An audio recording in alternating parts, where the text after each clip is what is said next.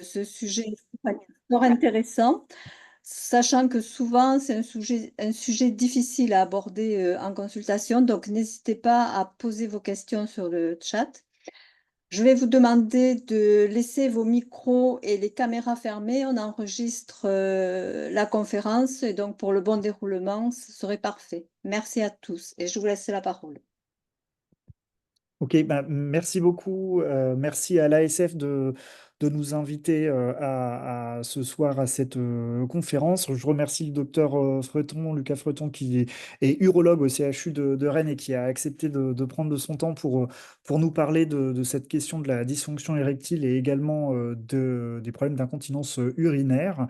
C'est un topo qu'il avait déjà fait à Rennes à l'occasion de la journée mondiale de la sclérodermie. Et donc, on lui avait proposé de refaire à une plus grande échelle en conférence aujourd'hui. Donc, merci Lucas. Par ailleurs, donc, moi, je vais commencer en fait par une introduction autour du vécu de la maladie chez les hommes, ce qui fera une introduction à la présentation du docteur Freton.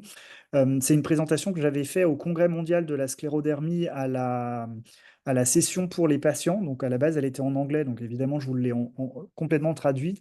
Et on s'était dit avec le bureau de l'ASF que ce serait important et intéressant que les patients français aient l'occasion d'avoir aussi cette présentation de fait. Et donc, si ça te va, Lucas, je vais commencer par cette présentation-là qui aborde Oui, la très bien. question de la dysfonction érectile. Et après, comme ça fera une introduction pour la suite, pour ton topo à toi. Très bien. Parfait, merci beaucoup. Alors, tac. Donc, hop. Alors, est-ce que vous voyez mon écran? Lucas, si tu peux me dire si toi tu le vois, Oui, je... oui, je vois bien. Ouais, Hmm. donc c'est bon. Ok, parfait. Et hop, et voilà, et ça fonctionne. Donc bonsoir à toutes et à tous, et merci encore à l'ASF de nous permettre d'intervenir ce soir. Donc pour ma part, je m'appelle Alain Lesquat, je suis médecin dans le centre de référence des maladies auto-immunes systémiques du CHU de Rennes, sous la direction du docteur Antoinette Perlat. Et l'objectif de cette présentation est de discuter sur le vécu de la sclérodermie quand on est un homme. Et c'était donc un élément qui avait été présenté au Congrès mondial de la sclérodermie et qui était dans le cadre de présentation qui était faire face à la sclérodermie toutes et tous ensemble. Donc, je n'ai pas de conflit d'intérêt, je ne suis pas financé par des laboratoires d'aucune sorte.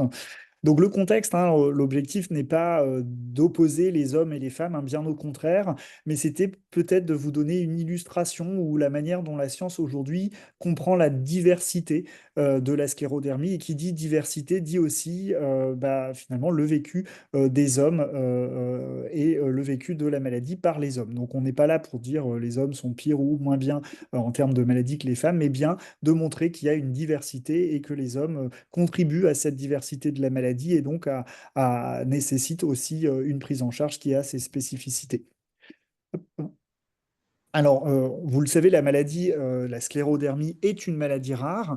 Elle est quand même plus fréquente chez les femmes que chez les hommes, hein, puisqu'on pense qu'il y a 3 femmes pour un homme, voire dans les cas extrêmes de certaines études, 11 femmes pour un homme. Donc, c'est vraiment une maladie typiquement féminine. Et si vous prenez ce graphique qui est en anglais, parce que je ne pouvais pas tout traduire, vous avez ici en rose les femmes et en bleu les hommes. Bon, on sort pas trop des clichés là, mais qui démontre la prévalence et la différence entre les hommes et les femmes en termes d'importance de fréquence de la maladie en fonction des différentes maladies auto-immunes. Alors, vous avez d'autres maladies comme la maladie de Sjögren ou le lupus qui sont ici. Vous voyez qu'il y a quasiment que des femmes.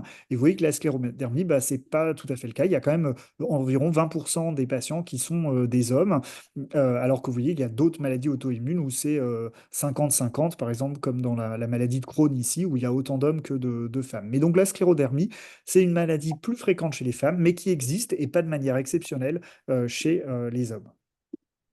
Il y a un exemple qui est très parlant, c'est le peintre Paul Klee. Vous savez que c'est un peu l'ambassadeur de la sclérodermie à l'échelle mondiale. C'est un peintre qui est décédé et qui était atteint de sclérodermie. Et il a beaucoup peint aussi sur son vécu justement de la maladie en tant qu'homme atteint de sclérodermie systémique. Donc l'ambassadeur de votre maladie aujourd'hui à l'échelle mondiale est un homme qui démontre que c'est une maladie qui est quand même qui existe chez les hommes et qui n'est pas si rare.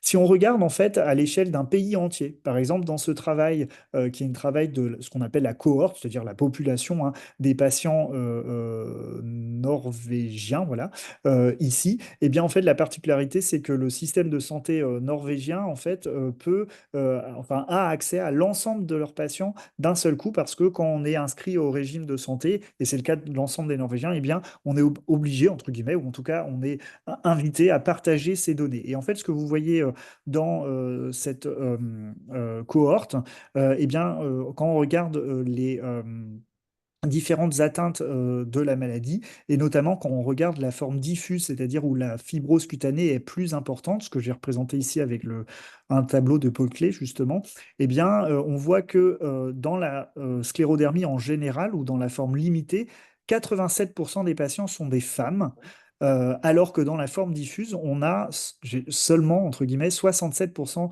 des patients qui sont des femmes, c'est-à-dire que les autres sont des hommes.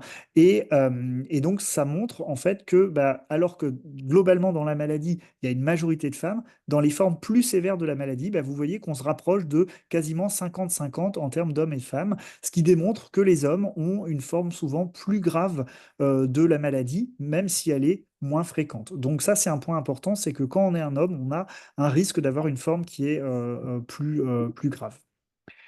Cette spécificité de la maladie chez les hommes, elle est importante à tel point que l'OMS, globalement, demande à ce que les hommes et les femmes puissent bénéficier d'une stratégie de prise en charge, c'est-à-dire de traitement et d'accompagnement, qui soit spécifique et genrée, donc qui dépendent des hommes, d'où l'importance bah, du genre, pardon, donc c'est-à-dire des hommes ou des femmes, d'où l'importance de s'intéresser à la spécificité de genre au cours de la sclérodermie systémique. Alors en fait, l'ensemble de ma présentation, elle va reposer sur 7 études que je vous ai traduit en entier, alors que c'est une étude qui est complètement en anglais, donc je vous l'ai traduite en entier. Et alors, qu'est-ce que c'est comme type d'étude? Donc, c'est une étude d'une équipe anglaise à la base, hein, que je vous ai noté ici, qui vise à évaluer le vécu de la maladie, la stratégie pour faire face à la maladie et le soutien nécessaire aux hommes atteints de sclérodermie systémique. Et donc, comment ils ont réalisé ce travail? En fait, ils ont fait des groupes de parole d'hommes avec une sclérodermie systémique où ils mettent les patients dans une même pièce qui puissent discuter les uns avec les autres. Et ils ont fait 7 groupes de parole avec 3 à 6 patients par groupe, ce qui faisait un total de 25 participants, donc tous des hommes, tous atteints de sclérodermie.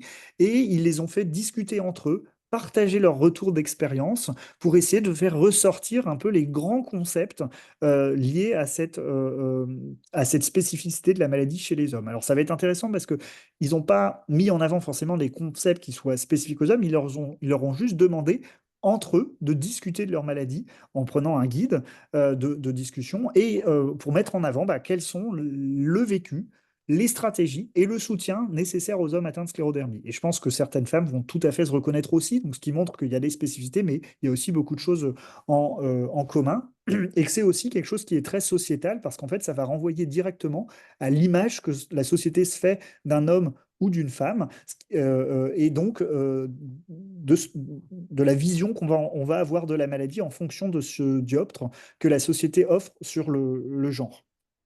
Donc, ce qui va être rapporté comme propos, c'est des propos de patients. C'est-à-dire que moi, je ne donne pas du tout mon point de vue, hein. C'est vraiment, je vous rapporte ce que cette étude a mis en avant et c'est rapporté par des patients. Et donc, il y a pas de jugement du tout de ma part et pas de parti pris non plus. C'est-à-dire que je n'ai pas été choisir ce qui m'intéressait moi et ce que je voulais vous montrer. C'est vraiment ce qu'il y a dans cette étude que je vous rapporte. Donc l'étude, elle est intitulée «J'ai rendu ma carte d'homme». Alors comment, en anglais, ça se comprend mieux, mais en gros, l'idée, c'est un peu de dire que ce qu'ils ont voulu dire par là, c'est un des patients qui a dit ça, c'est que c'est un peu comme si le fait d'être un homme, c'était appartenir à un parti politique, entre guillemets, et l'idée, c'est que le fait d'être malade, bah, il a un peu dû rendre sa carte du parti politique, en l'occurrence le parti des hommes. C'est un peu l'image qui a voulu être donnée ici. Et donc, il y a trois grands concepts qui sont ressortis de ce travail. Euh, sur le vécu de la maladie quand on est un homme. D'abord, ils ont mis en avant le fait que la maladie impactait la vision qu'avaient les patients de la masculinité, c'est-à-dire qu'ils étaient touchés dans ce qui fait d'eux des hommes, selon leur point de vue. L'autre point, c'était que le quotidien avec la sclérodermie était complètement changé, à tel point qu'un des patients indique pour lui, avoir une sclérodermie, c'était comme avoir un job à plein temps pour s'en occuper au quotidien, de sa sclérodermie à lui.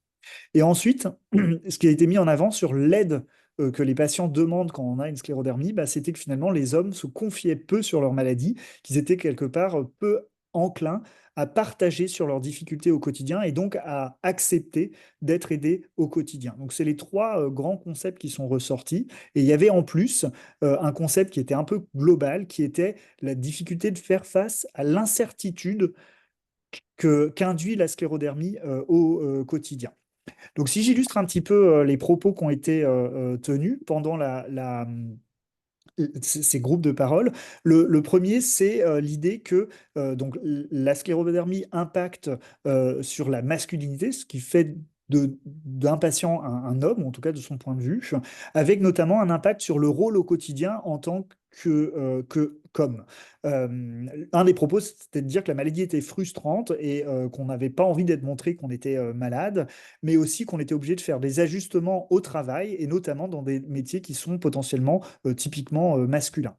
Dans les autres éléments, il y avait évidemment un impact de la maladie sur l'intimité, sur l'activité sexuelle et notamment sur l'érection qui est un attribut, on va dire, typiquement masculin.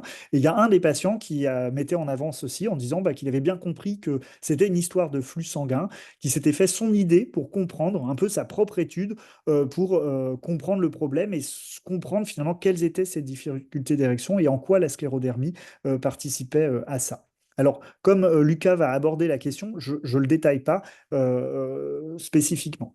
Un autre point qui était soulevé sur les dysfonctions érectiles, c'était l'importance que les médecins posent la question. Parce que si on ne demande pas, comme c'est un problème qui peut être considéré comme un peu gênant et qui met mal à l'aise, eh bien finalement, on n'en parle pas. Donc il y avait ce qui était mis en avant, cette importance de poser la question du point de vue du patient et que les médecins s'intéressent à cette question. Il y avait aussi un impact de la maladie sur l'image de soi en tant qu'homme, en mettant en avant que le regard des autres était parfois un peu difficile, et notamment sur des capacités qu'on perd et qui sont considérées comme typiquement masculines. Et là, ce qui était donné comme exemple, c'était que c'était un peu comme si on n'était plus capable de shooter dans un ballon. Or, shooter dans un ballon, c'est un truc classiquement masculin. Alors, une fois de plus, c'est pas mon propos qui est tenu, hein, c'est ce que les patients donnaient comme propos. Il y a un peu de stéréotype de genre dans ce qui est dit, mais c'est ce qui était rapporté dans l'étude. Ensuite, il y avait la question du quotidien avec une sclérodermie et de l'idée bah, que finalement être malade, c'était quasiment un job à plein temps. Et ça, j'ai envie de dire, je pense que les femmes qui sont connectées bah, se reconnaissent aussi très bien dans ce propos. Il y avait l'idée qu'on était un peu toujours sur le qui-vive quand on avait une sclérodermie, et puis qu'il fallait un peu avoir une réserve d'énergie qu'il faut gérer en anticipant, un petit peu comme les piles Duracell, ou en se disant que bah, quand la pile elle est à zéro, bah, il faut qu'on attende un peu pour qu'elle se recharge et pour repartir. Ensuite, il y avait l'idée qu'il fallait devenir un expert de sa propre maladie, qu'il fallait un peu prendre les devants et prendre en compte ses particularités, et puis prendre ça un peu comme un boulot au quotidien, que finalement, avoir une sclérodermie, c'était être expert, savoir qu'il faut mettre ses gants avant de sortir, savoir qu'il faut anticiper, si on a des diarrhées, bah, il va falloir qu'on regarde où sont les toilettes éco. Finalement, bah, tout ça, il y a une charge mentale, hein, le mot n'était pas dit, mais quelque part, il y a cette idée que c'est une charge mentale au quotidien, et une charge mentale d'un expert, parce que bah, souvent, en fait, les autres gens connaissent pas la maladie et donc du coup, bah, le patient devient expert de sa propre maladie. Et puis ensuite, il y avait cette idée qu'il fallait un peu revoir ses priorités. Et là, l'exemple qui est donné, c'est quelqu'un qui travaille et qui explique qu'il a fallu qu'il s'arrête de travailler brutalement un jour et dire à son client qu'il était désolé, mais qu'il fallait qu'il reporte le rendez-vous. Et en mettant en avant, ben, que du coup, au quotidien, il fallait un peu revoir ses priorités et que des fois, la maladie prenait le pas sur ce qu'on est capable de faire au quotidien. Et le dernier versant, c'était donc sur l'aide nécessaire quand on a une sclérodermie. Et il y avait le premier impact qui était de dire que finalement, les hommes avaient du mal à parler de leur maladie. Alors, est-ce que ça veut dire que les femmes ont moins de mal? Je ne sais pas. Mais en tout cas, c'était un élément qui était rapporté. C'était de dire que les hommes ne pouvaient pas parler de leur maladie au travail, notamment parce que, en tout cas, ce qui était rapporté ici, c'est que les hommes se confient moins ou pas. L'autre point qui était mis en avant, c'était qu'il y avait besoin d'aide quand même au quotidien, même s'il y avait une difficulté à accepter cette aide. Alors, est-ce que c'est une difficulté liée au genre? Ça, on ne sait pas, mais en tout cas, les hommes rapportaient qu'ils n'étaient pas trop enclins à accepter qu'on les aide. Mais aussi de dire que ce serait important qu'il y ait des journées pour les aidants. De patients qui ont une sclérodermie, c'est-à-dire pour les membres de la famille, par exemple, ou par exemple les conjoints, les conjointes pourraient apprendre sur la maladie pour que en fait, le quotidien avec la maladie soit moins difficile parce que des fois, c'est un petit peu longuet d'expliquer encore tous les jours et aussi parce que ça permet d'avoir une personne extérieure, par exemple un médecin, qui va expliquer la maladie et qui va donner les particularités. Et donc ça, pour l'aidant, je pense que c'est important aussi que quelqu'un d'autre explique quels sont les symptômes, quelles sont les difficultés, et que ce ne soit pas l'impression que ce soit le patient qui est en train de se plaindre à sa femme ou à son mari, et que c'est bien en fait une difficulté qui existe. Et le dernier point, c'était ce qui était en rouge ici, c'était la difficulté de faire face à l'incertitude, alors au quotidien ou à long terme. Et il y avait ce patient qui expliquait que, par exemple, il impliquait davantage son épouse dans la gestion des factures et des plans financiers parce que il savait pas trop de quoi demain était fait. Et c'est vrai que cette incertitude au quotidien, nous, on a fait un travail à Rennes et dans le Michigan sur le vécu de la maladie. Et cette incertitude, elle était vraiment rapportée aussi. Alors là, cette fois-ci, dans des groupes de femmes en particulier. Donc, ce qui montre que c'est un élément rapporté autant par les hommes que par les femmes. Donc voilà. Alors, un autre point qui est important vis-à-vis de la sclérodermie quand on est un homme, c'est que la sclérodermie peut être considérée comme une maladie professionnelle. Et c'est notamment une maladie professionnelle chez les gens qui vont être exposés à la poussière de pierre.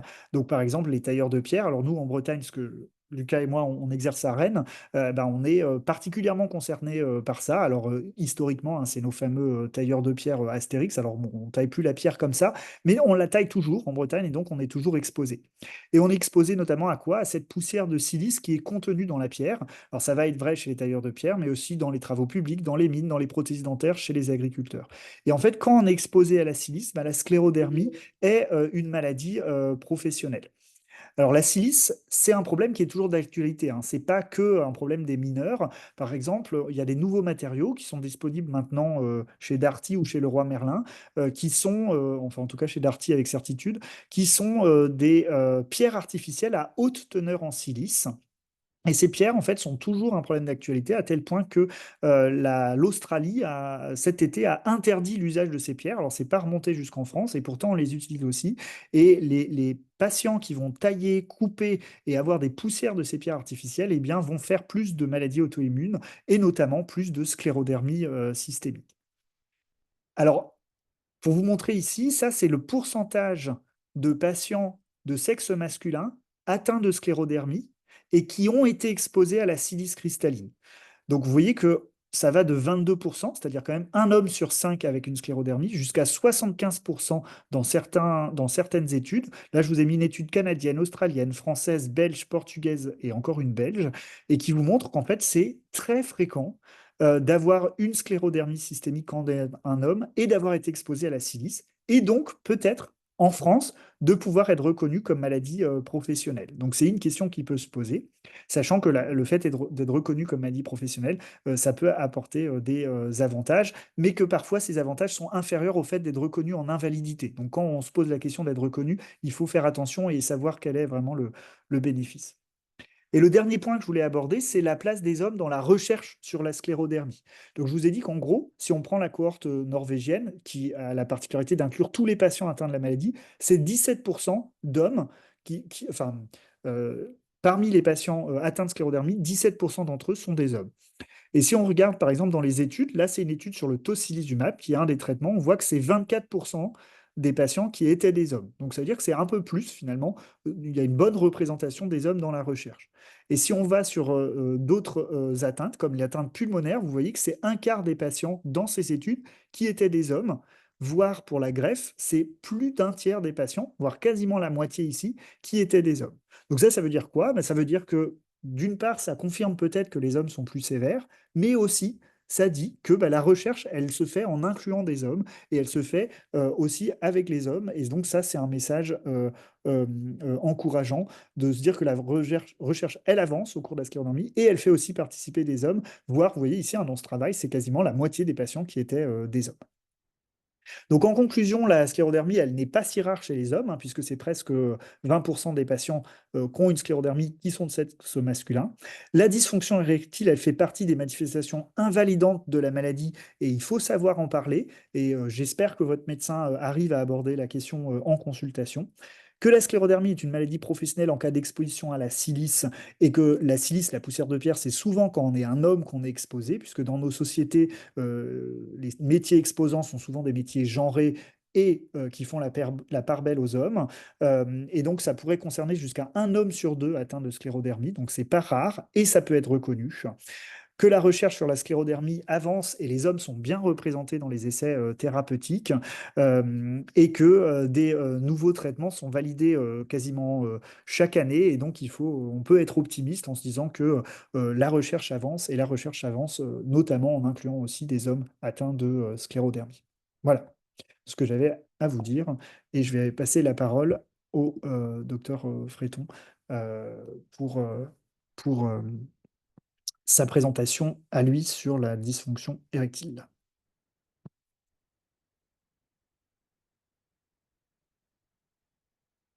Alors, je pense que le partage d'écran ouais, a été autorisé, donc c'est bon.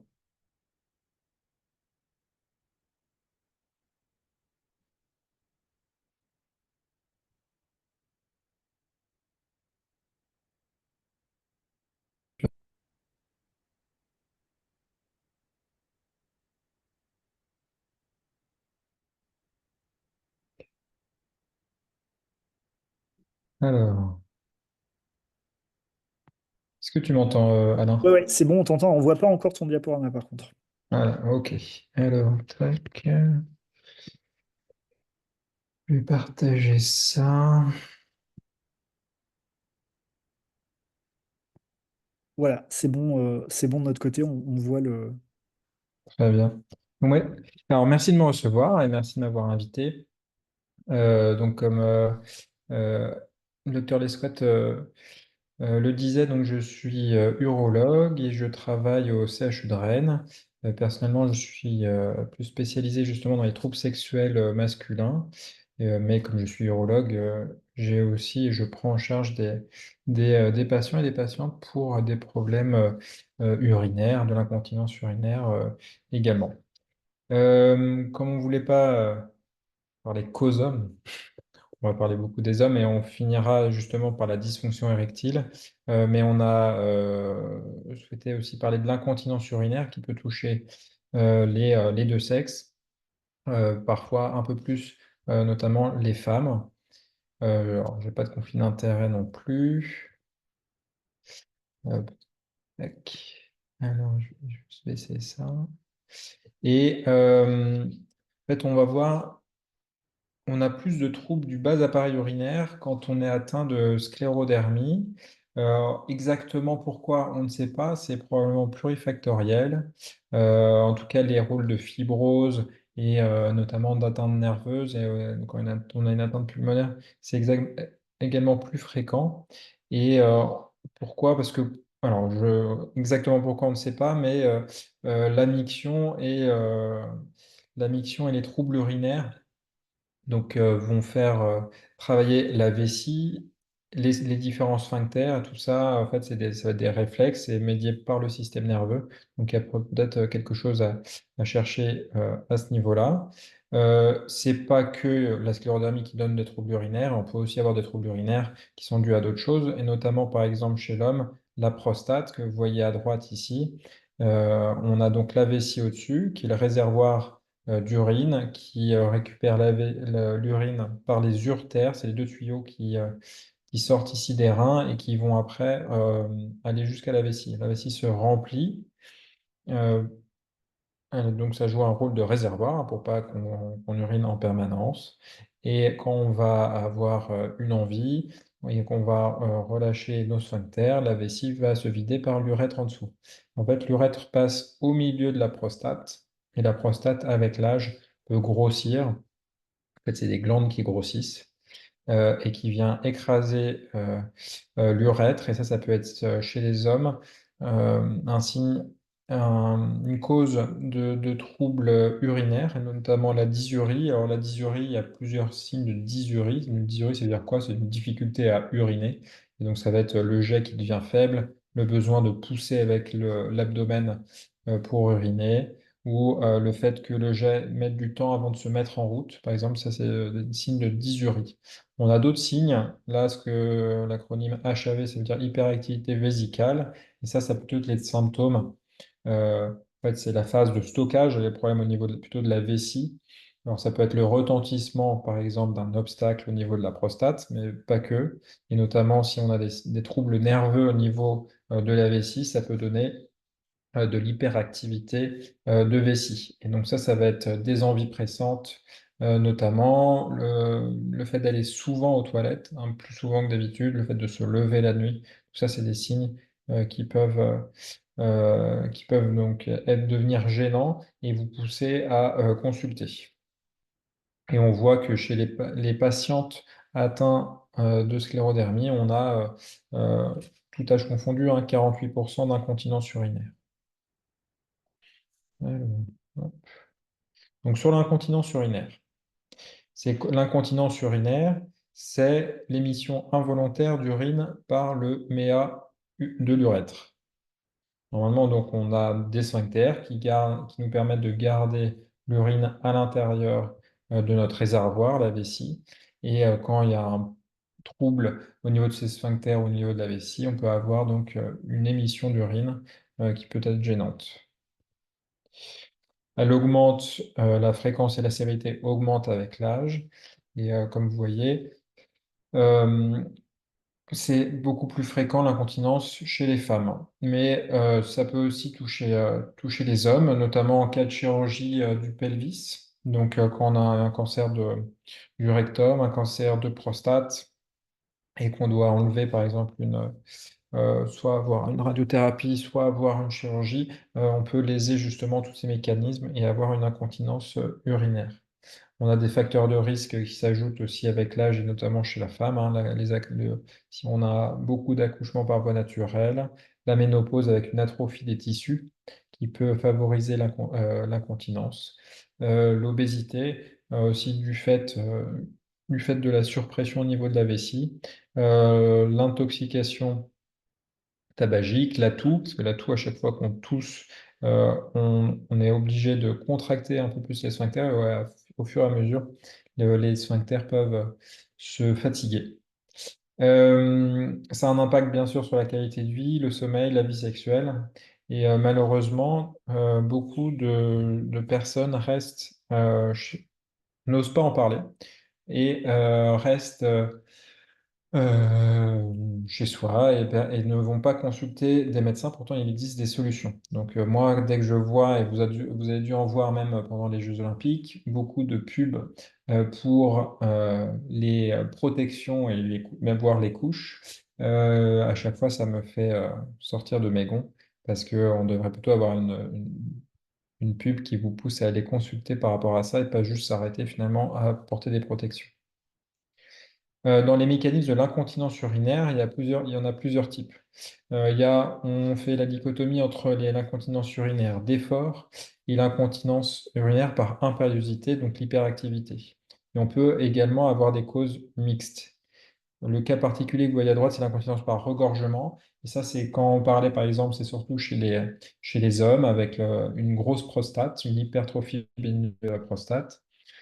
La vessie va lutter pendant des mois et surtout des années sur cet obstacle. La vessie va se dégrader. En fait, le moteur vésical, à un moment, va avoir du mal à fonctionner. et donc la vessie va plus vider complètement. Et donc finalement, on va avoir une incontinence parce que ça sera juste le surplus. On va garder 400, 500 millilitres dans la vessie. Et en fait, le surplus va sortir toutes les 2-3 heures. Et ça, c'est l'incontinence par regorgement. L'incontinence urinaire d'effort. Comme je vous disais, il y a les deux types.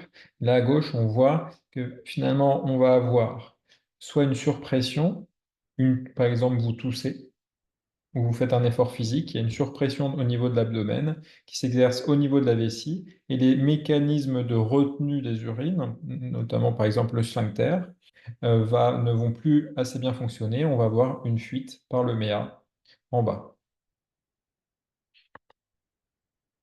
Ça, on vient d'expliquer. Donc, ça arrive, pour nous, quand on fait notre interrogatoire, on va essayer de faire la part entre ce qui est l'incontinence urinaire d'effort et l'incontinence par impériosité ou par urgenturie. Pourquoi? Parce que les traitements vont être différents. Donc, une incontinence qui arrive que la journée en position debout, quand on fait des efforts, du sport, quand on tousse. Donc, ça, c'est de l'incontinence urinaire d'effort. Ça, on a vu tout à l'heure, mais par exemple, le traumatisme obstétrical, l'atrophie des tissus, la constipation sont des facteurs favorisants également. Ça, chez la femme. L'hypermobilité urétrale, ça, c'est typiquement pour la femme. En fait, au niveau de la paroi vaginale, normalement, la paroi vaginale qui est ferme, l'urètre va venir s'écraser dessus. Et avec l'âge, avec les accouchements, on peut avoir justement une paroi qui devient moins solide, un peu plus souple, et l'urètre va descendre, et on va avoir ce qu'on appelle une hypermobilité urétrale, qui va donner des fuites urinaires. On va toujours commencer les prises en charge par s'atteler à diminuer les facteurs favorisants, la constipation, l'obésité, une atrophie vaginale due à une ménopause. Il y a des crèmes, notamment œstrogéniques, qui vont permettre d'améliorer l'atrophicité du tissu. Et on va toujours commencer par adresser nos patientes à des rééducateurs, des kinésithérapeutes ou des sages-femmes qui vont faire des exercices de, de, de rééducation périnéale. Il y en a de tout type. Euh, on peut avoir parfois avec des sondes, mais pas que. Ça peut être aussi manuel au niveau du périnée, justement, pour vérifier et essayer de remuscler les muscles du périnée et parfois aussi vérifier, faire des exercices de relâchement parce a contrario, parfois on peut avoir, comment dire, ce qu'on appelle une inversion de commande, c'est-à-dire qu'on va serrer quand il faut relâcher, etc. Donc il va falloir en fait faire une rééducation aussi sur ça. Si jamais ça ne fonctionne pas, on a des différents types de prise en charge chirurgicale. Le grand classique, c'est la bandelette sous-urétrale. Actuellement, il y a une diminution des poses de bandelette parce il y a des complications qui restent rares. Et ça vient en fait à la base même pas des bandelettes sous-urétrales pour l'incontinence. Ce problème, c'était des bandelettes qui étaient mises par voie vaginale pour des prolapsus et qui ont donné des problèmes d'infection, d'extrusion de bandelettes, de douleur. Et il y a eu également des patientes qui ont eu des problèmes sur ces bandelettes, notamment par exemple les bandelettes TOT qui passent dans les trous obturateurs. Et là, il y a un muscle obturateur et puis des nerfs. Et ça, c'est extrêmement rare, mais ça peut arriver qu'il y ait eu des lésions à ce niveau-là. Et donc, il y a eu voilà, des collectifs qui se sont mis en place. Et donc là, il y a de moins en moins de laboratoires qui commercialisent des bandelettes aujourd'hui. Dans certains pays, elles sont complètement interdites, mais ce qui fait que aujourd'hui, c'est pourtant un très bon moyen d'arrêter les fuites urinaires. Donc, bien posé et des TVT par des gens qui ont vraiment l'habitude, à ce moment-là, ça peut quand même améliorer grandement la qualité de vie. Un autre type d'incontinence d'effort, c'est l'insuffisance sphinctérienne. Donc là, ce n'est pas l'hypermobilité, c'est vraiment un déficit au niveau du sphincter. C'est ça qu'on va avoir si on a une lésion sévère lors d'un accouchement ou si on a une atteinte neurologique au niveau du sphincter ou si on a, notamment chez l'homme, une atteinte chirurgicale des sphincters urinaires, par exemple une prostatectomie, une radiothérapie prostatique. qui vont venir au contact du sphincter. Quand on enlève la prostate, on vient au contact du sphincter de l'urètre et on peut l'abîmer. L'insuffisance sphinctérienne, il y a différents types de traitements. La rééducation périnéale qu'on a vu également, donc pour remuscler tous les muscles du périnée. On a ce qu'on appelle des agents comblants, par exemple le bulkamide, où on vient injecter un produit à l'intérieur de la muqueuse de l'urètre pour écraser un peu l'urètre et créer un obstacle en fait à l'évacuation des urines. Ça peut se faire sous anesthésie locale, c'est quand même c'est assez peu invasif. Et ensuite, les bandelettes dont on a parlé, TVT. Il y a certains types de bandelettes aussi qui existent chez les hommes qu'on va mettre sous l'urètre pour essayer d'écraser un petit peu l'urètre. Ça, c'est après une incontinence modérée, après par exemple une chirurgie de prostate. On a les ballonnets sous-urétraux que vous voyez au milieu ici, qu'on va venir positionner un peu comme les agents comblants, mais on va le mettre à côté de l'urètre, venir soutenir, écraser un petit peu l'urètre pour éviter la fuite. Et puis, si jamais on a une incontinence urinaire sévère, à ce moment-là, on va proposer la mise en place de sphincters urinaires artificiels.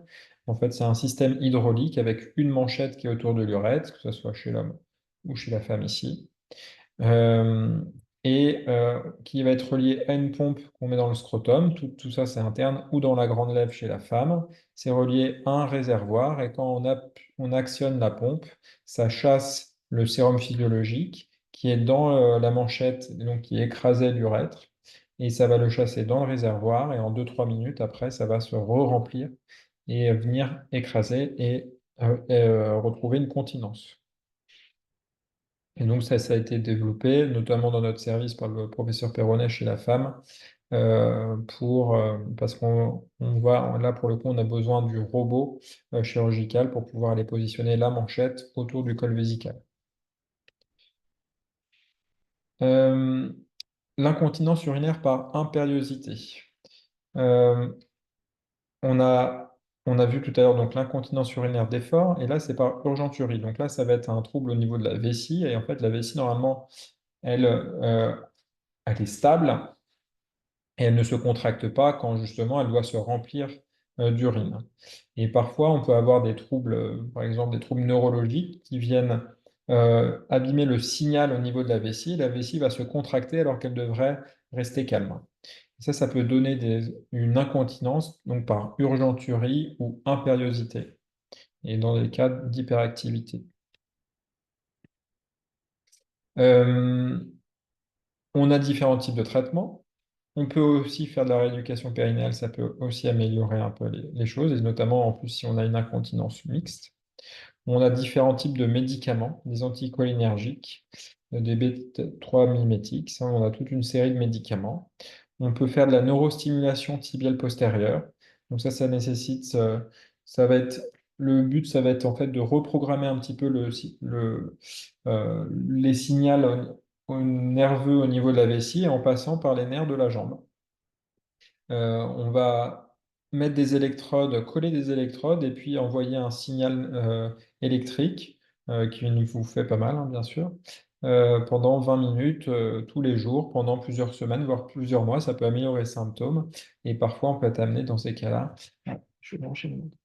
À renouveler le traitement s'il y a besoin.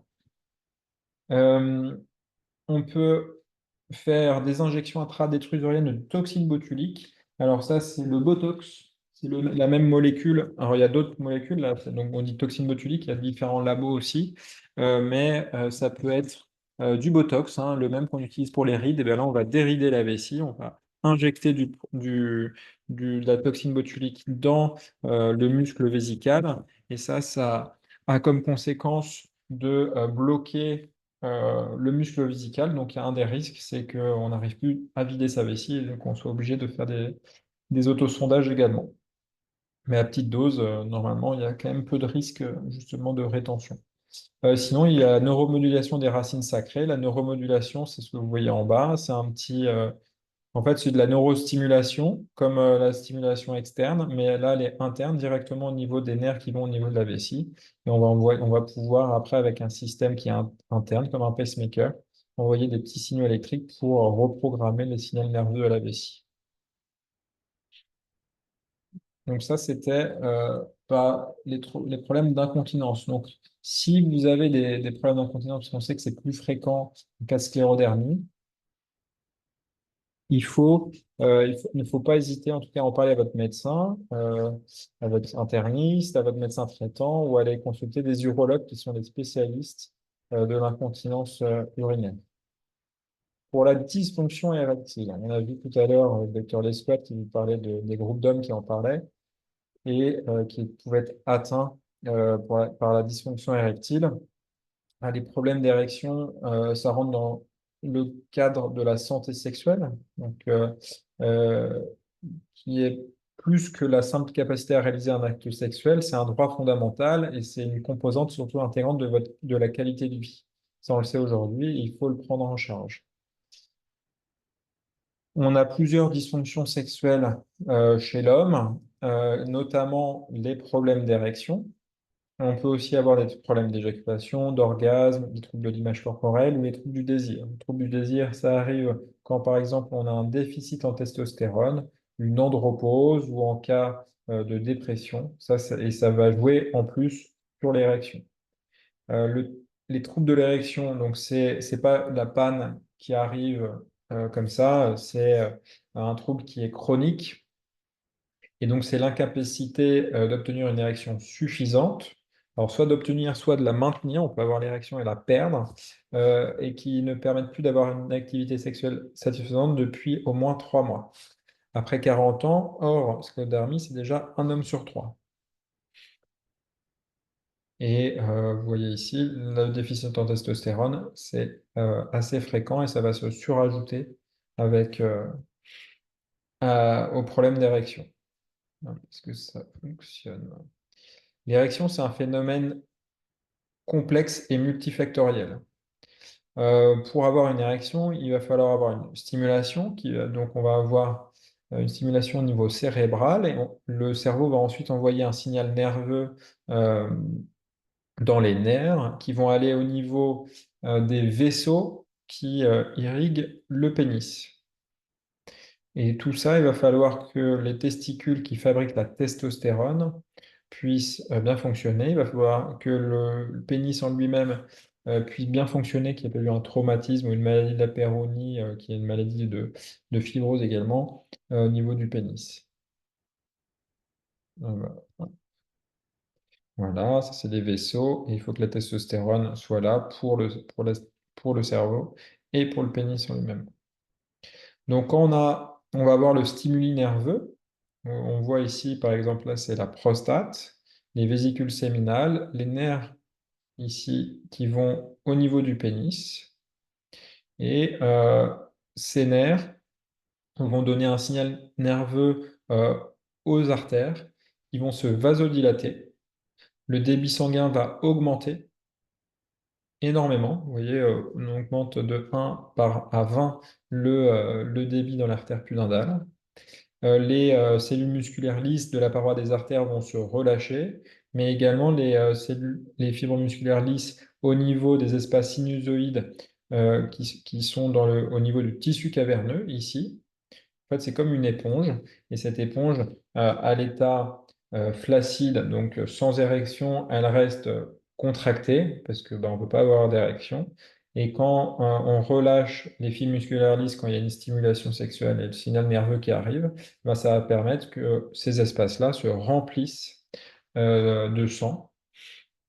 À ce moment-là, on va avoir la tumescence, le pénis qui grossit jusqu'à une certaine pression. Et quand on arrive à une certaine pression, le tissu caverneux, et ici ce qu'on appelle l'albuginée, c'est l'enveloppe qui est autour au niveau du tissu caverneux, va écraser les veines de drainage. Et donc on va avoir un phénomène passif en plus de compression veineuse. Si Comme je vous l'ai montré juste avant, c'est un phénomène qui est complexe et qui met en jeu le système nerveux, le système vasculaire, le cerveau, le pénis en lui-même. Donc en fait, il y a plein de raisons aussi d'avoir une altération de la fonction érectile. On peut avoir une atteinte anatomique directe, un traumatisme au niveau, une cicatrice au niveau du pénis, ou une maladie de la péronie, qui est donc une maladie inflammatoire qui peut donner des cicatrices au niveau de la buginée. Si on a un déficit hormonal, ça peut donner une dysfonction érectile. Beaucoup de médicaments donnent également des problèmes d'érection. Une grande cause, c'est souvent les causes vasculaires, et c'est là où on va avoir une des causes pour lesquelles on a plus de dysfonction érectile en cas de sclérodermie, bah, c'est qu'il y a une atteinte vasculaire, l'atteinte neurogène également.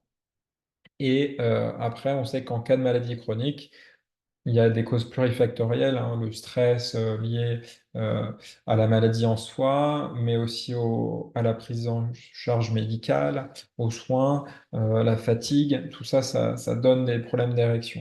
Et ça rentre aussi dans les facteurs psychogènes. Donc, c'est souvent mêlé. On peut avoir des facteurs psychogènes. On peut aussi avoir des problèmes d'érection sans aucun problème anatomique ou vasculaire ou quoi, et avoir qu'une cause psychogène, mais c'est souvent intriqué entre les deux.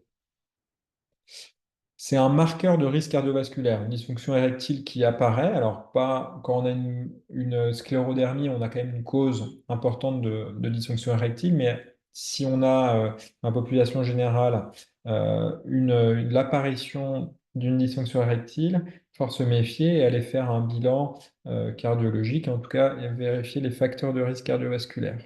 Parce que on a vu que c'était un signe avant-coureur parfois d'accidents cardiovasculaires aigus comme l'infarctus du myocarde, l'AVC, et donc c'est à prendre en charge.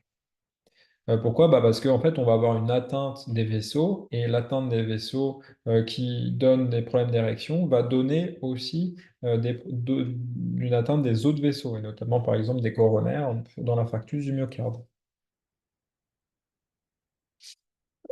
Et c'est donc pour ça, quand il y a une atteinte des vaisseaux, on a des problèmes d'érection, et ben, en cas de sclérodermie, on a beaucoup plus de dysfonction érectile. Et ça, il y a plusieurs études qui le montrent, même il n'y a pas beaucoup d'études, mais la plupart vont dans le même sens.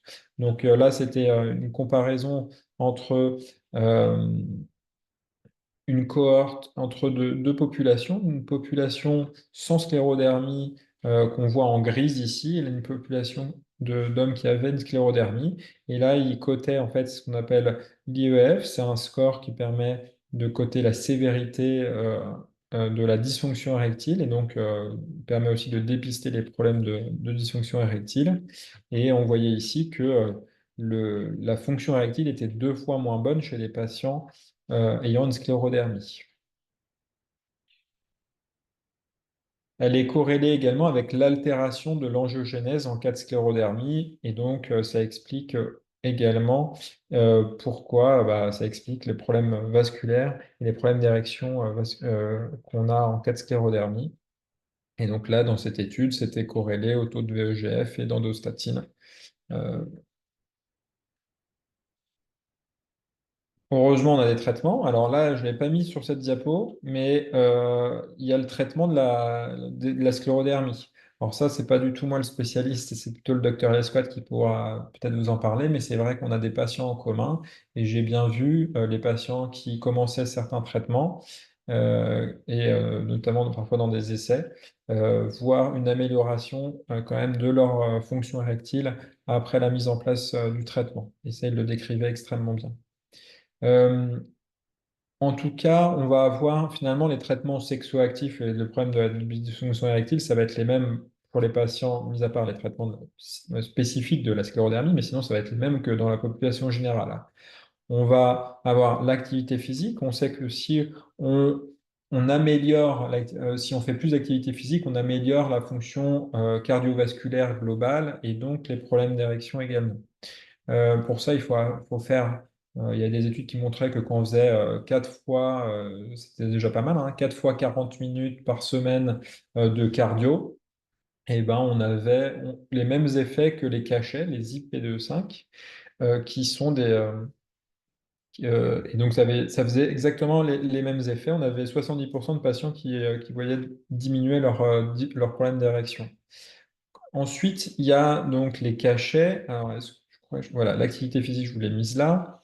Donc ça, moins de 70% de patients avec une dysfonction érectile. Donc ça, il faut y aller, mais c'est souvent un peu compliqué. Il faut pouvoir s'y remettre. Si on a d'autres symptômes, si on est fatigué, bien sûr, ça va être à prendre en compte. Mais c'est vrai moi, je vous conseillerais toujours justement d'avoir une activité physique régulière. Euh, les cachets, ça a révolutionné le monde de la dysfonction érectile. Avant, euh, on essayait des choses et ça fonctionnait pas toujours. Et là est arrivé le Viagra. Et en fait, le Viagra, c'est un inhibiteur de la phosphodiesterase 5. En fait, c'est un inhibiteur. La phosphodiesterase, c'est une enzyme qui va dégrader une molécule qui permet la vasodilatation au niveau du pénis. Donc finalement, quand on inhibe ça, ça va favoriser cette vasodilatation et donc, l'apport de sang dans le pénis, à la base, ça a été développé pour l'hypertension artérielle pulmonaire, et on a vu que ça fonctionnait un peu pour l'hypertension artérielle pulmonaire, mais beaucoup mieux pour les problèmes d'érection. Donc, ils ont changé leur population cible, et depuis, il y a eu plein de molécules. Donc, il y a le Viagra, le sildenafil.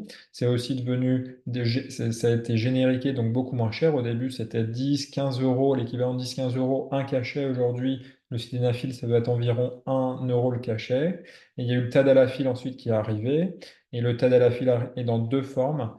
Une prise qu'on prend à la demande, c'est des médicaments qu'on va prendre à la demande, c'est-à-dire avant un rapport, avant une stimulation sexuelle. Ça ne va pas donner une érection, ça va faciliter. Et donc, par exemple, le sildenafil, il faut le prendre 1 heure avant, le tadalafil 2 heures avant. Le tadalafil va durer quasiment 2 jours d'effet. Et sinon, il y a une forme microdosée qu'on prend tous les jours qui permet de ne pas programmer les choses. Et après, il y en a d'autres, hein, le vardenafil, l'avanafil, qui sont arrivés après. Le vardenafil a été génériqué. Pourquoi je vous parle de générique et de prix? Parce que ce n'est pas pris en charge par la sécurité sociale, malheureusement.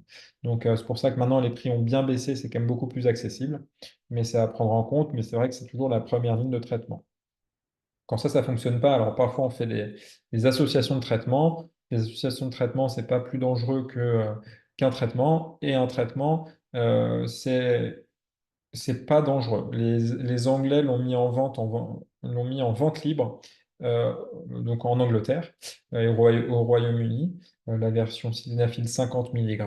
Pourquoi? Parce que comme c'est tabou, les gens n'y vont pas. Et puis en plus, ça a un effet protecteur cardiaque. Donc faut pas en avoir peur. Il y a eu des centaines et des centaines d'essais cliniques sur sur les différentes molécules.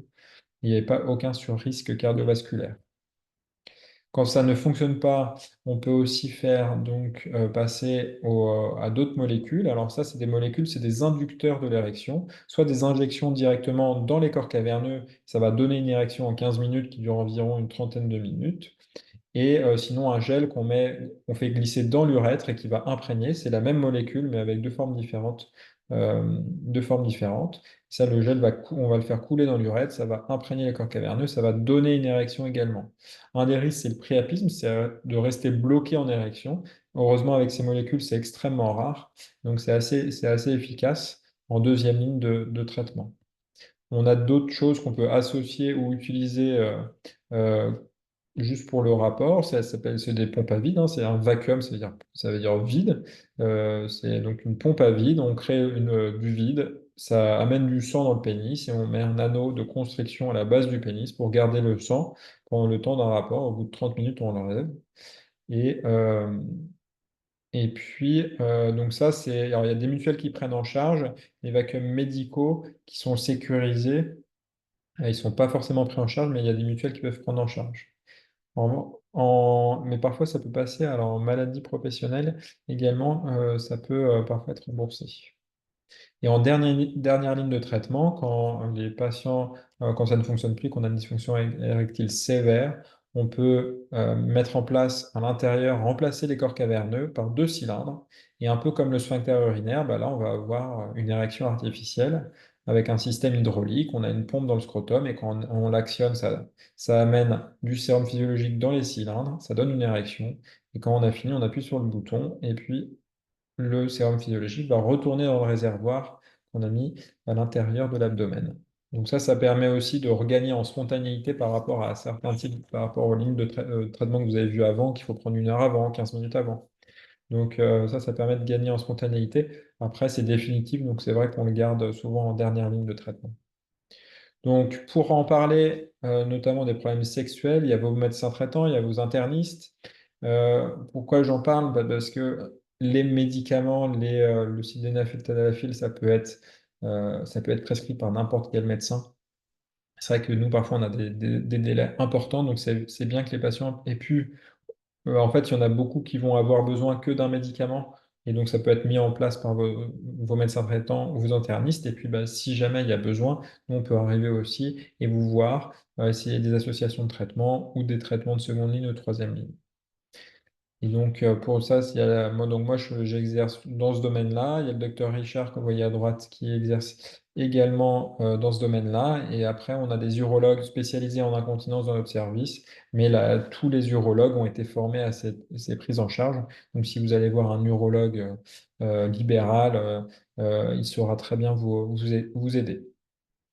Je vous remercie pour votre attention et je suis disponible pour des questions si vous en avez.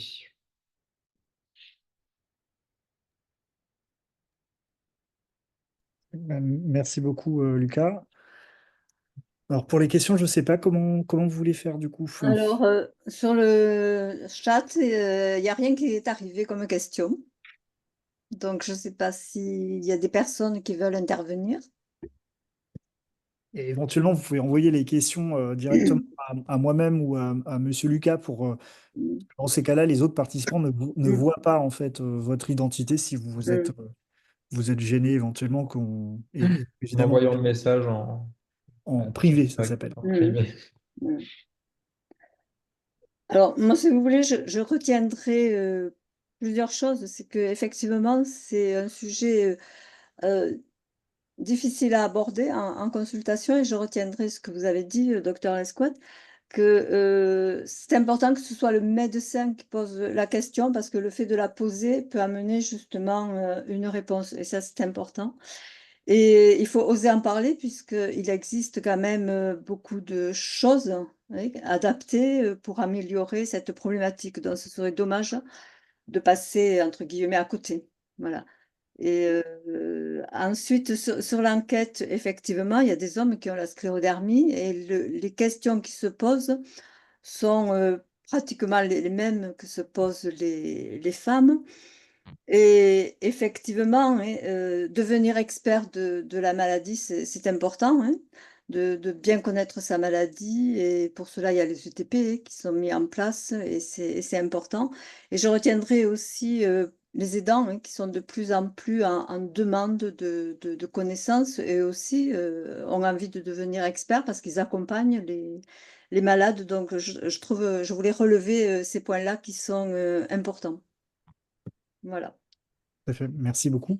Et Lucas, moi j'avais deux questions. La première, c'est le tadalafil, le sildenafil. On les utilise nous dans la sclérodermie au quotidien. Et quand on est avec une ALD, est-ce que tu crois que ça pourrait passer dans remboursement? Parce que le sildenafil, ben, pour les ulcères digitaux de la sclérodermie, on l'utilise, et pour le tadalafil, pour l'HTAP, on les utilise aussi. Et dans ces cas-là, ils sont dans le cadre de l'ALD. Donc, est-ce que c'est quelque chose qui pourrait être aussi envisagé comme remboursé quand on l'utilise dans une autre indication que celle-là? Alors pour la dysfonction érectile, malheureusement, c'est pas remboursé. Même quand on a une ALD, parce que moi, tu vois, je suis beaucoup de patients atteints de cancer qui ont des problèmes d'érection ou qui ont été traités, qui ont des séquelles des traitements du cancer. Ils ont une ALD également, mais c'est pas pris en charge, malheureusement. Et parce que comment ils peuvent savoir que le tadalafil, on le met pour la dysfonction érectile si c'est la même chose que ce qu'on met dans l'HTAP? Pour le sildenafil, par exemple, c'est la même chose. Donc, Bah, ils peuvent pas le savoir.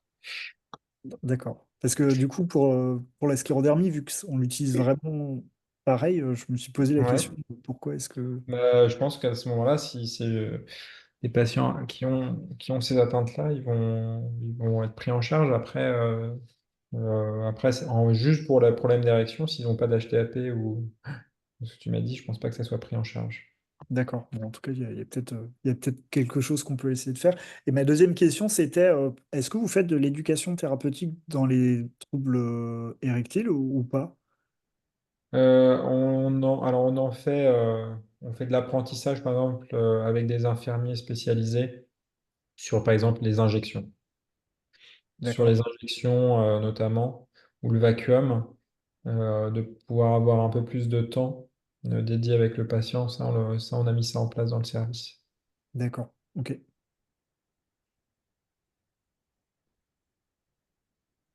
Alors, est-ce qu'il y a d'autres Moi, j'ai une des- question pour toi, Alain. Est-ce que depuis qu'on a fait ces conférences, ta prise en charge justement a changé? J'ai l'impression qu'il y a beaucoup plus de sildenafil et de tadalafil. En tout cas, quand j'ai eu Alors, des patients, ouais. ils arrivaient souvent en ayant essayé plusieurs traitements. Mais peut-être que c'était pour ce que tu me disais, les ulcères digitaux. Non, non, c'est par non, non. Alors, le sildenafil, on l'utilise très rarement dans la sclérodermie pour les ulcères digitaux ou le rénal, mais on peut. Donc, mais c'est quand même pas notre traitement de première intention. Et le tadalafil, c'est que pour l'HTAP. Donc, à part quand ils ont une D'accord. HTAP, on l'utilise pas. Mais par contre, oui, bah, depuis que tu nous as appris à faire, on propose et enfin, voilà, on prescrit d'abord. Et comme il y a quelqu'un qui l'a mis dans le chat en s'adressant à moi en disant que bah, faut peut-être que justement la prescription elle soit initiée par le médecin interniste, parce que si c'est l'interniste qui le prescrit, bah, ça va peut-être rentrer dans le cadre de la LD, parce qu'on se dira, bah, si c'est l'interniste qui se prescrit, c'est pas pour un problème urologique, c'est bien pour la sclérodermie. Et effectivement, et c'est possible que du coup ça passe effectivement. Donc ouais, ouais, c'est pour ça qu'ils ont plus de sildenafil ou tadalafil, c'est parce que bah, quand on te les adresse, on a essayé de t'avancer entre guillemets le travail et essayer déjà de rendre service sans attendre plus longtemps, comme tu l'as mis, hein. Sachant on est très content que tu vois nos patients, et c'est vrai que Avec c'est plaisir. ouais, c'est- Mais par rapport au... C'est vrai que c'est tabou, ça, genre, on aurait pu mettre, on pourra en mettre des slides, on pourra toujours améliorer ce topo, justement d'aborder les problèmes d'érection notamment, ou même les problèmes d'incontinence, hein. Parfois c'est tabou, on ne veut pas en parler. Mais alors, faut pas en hésiter. Faut pas hésiter parce que finalement, on sait aussi que c'est tabou parfois pour les soignants d'aborder par exemple, la sexualité. Donc, il y a des médecins traitants ou des internistes qui vont être moins à l'aise pour poser des questions par rapport à ça. Et donc, c'est aussi pour ça qu'on fait justement des conférences pour un peu pousser aussi les patients à en parler. Finalement, c'est aujourd'hui quand même de plus en plus fréquent, de moins en moins tabou pour les médecins d'en parler. Donc, si vous en parlez à votre médecin, ils vont pas s'offusquer, ils vont aussi vous orienter vers, par exemple, des collègues urologues un peu plus spécialisés s'il y a besoin. Mm. Il y a une question qui vient d'arriver concernant l'incontinence urinaire chez les femmes. Est-ce que la sécheresse associée à la sclérodermie peut avoir un rôle dans l'incontinence? Alors, spécifiquement dans la sclérodermie, est-ce que la sécheresse due à la sclérodermie peut avoir un rôle? Euh, Difficile à dire, mais on sait que quand il y a des sécheresses vaginales, ça favorise l'incontinence et les problèmes vésico-sphinctériens en général. Donc à mon sens, ça peut justement favoriser l'incontinence.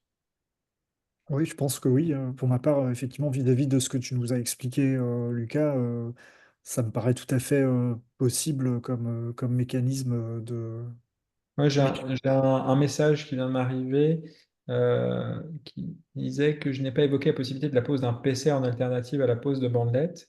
Alors, c'est possible, mais c'est vrai que le PCR, souvent, on le réserve quand on a un trouble de statique pelvien, de la statique pelvienne associée, c'est-à-dire un prolapsus où, par exemple, on a la vessie qui tombe dans le vagin. Et que là, on peut utiliser un PCR. Il y a certains types de PCR, justement, avec des petits ergots qui viennent sous l'urètre pour soutenir l'urètre. Et ça peut être possible. Et ça, il y a des consultations dédiées parfois justement pour le PCR avec des sages-femmes spécialisées ou des urologues. Et donc ça, c'est une très bonne remarque.